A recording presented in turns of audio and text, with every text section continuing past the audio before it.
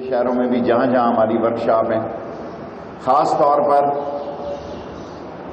میں پاکستان ریلوے کے کلیوں کو یہ یقین دلاتا ہوں کہ آرمی چیف نے ذاتی طور پر آپ کو یہ 3000 بیگ بھیجے ہیں آرمی کی طرف سے راشن کے. یہ پاکستان میں کہیں ایسا نہیں ہوا کہ پاک فوج کے چیف آف اسٹاف نے،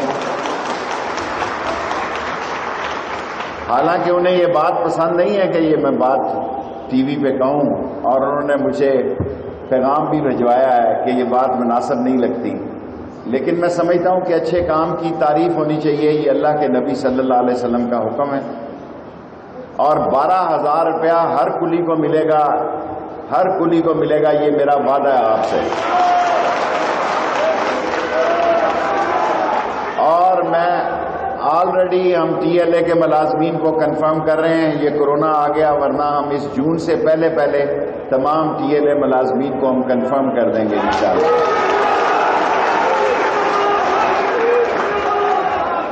اور ہمیں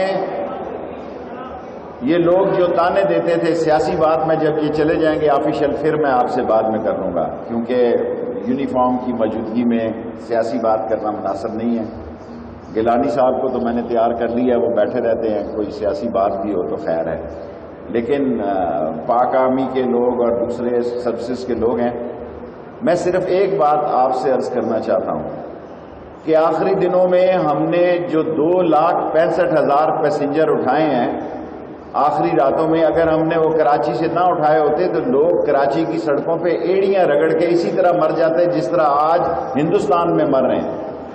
آج ہندوستان میں دیکھیں کیا حال ہے کہ انہوں نے بغیر پلاننگ کے کام کیا، ٹرانسپورٹ بند کر دی، 88 لوگ اپنے گھروں کو جاتے ہوئے ہندوستان میں مر گئے.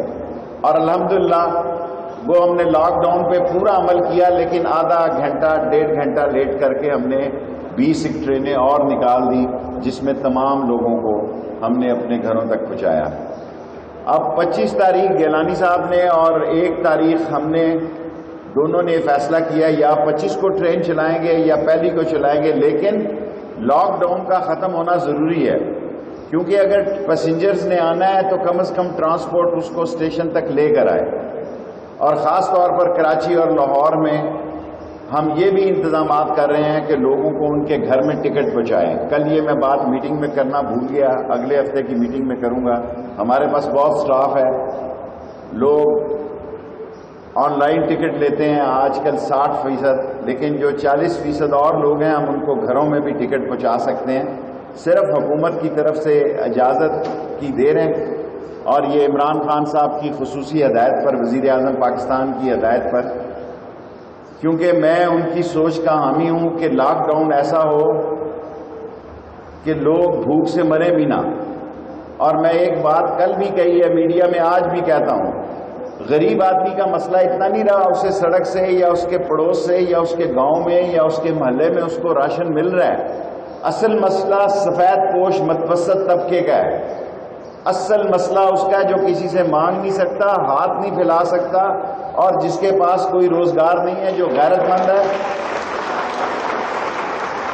جو محنت سے کمانا چاہتا ہے، جو وہ کسی کے آگے ہاتھ پھیلانا جو اپنی توہین سمجھتے ہیں، اس سفید پوش طبقے کا سب سے بڑا مسئلہ ہے.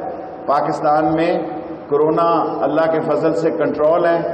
امریکہ کی طرح 2300 یا 2700 لوگ ایک دن میں نہیں مر رہے، نہ اسپین کی طرح، نہ بیلجیم کی طرح، نہ کسی اور ملک کی طرح، نہ فرانس کی طرح. ابھی تک حالات کنٹرول میں ہیں. اور اس رمضان میں اجازت بھی کل حکومت نے دے دی ہے کہ نمازی جو ہیں 5 سے زیادہ فاصلے سے نماز پڑھ سکتے ہیں. سو اللہ سے مانگیں، اللہ ہی بڑا ہے، اللہ ہی نے یہ وبا ختم کرنی ہے.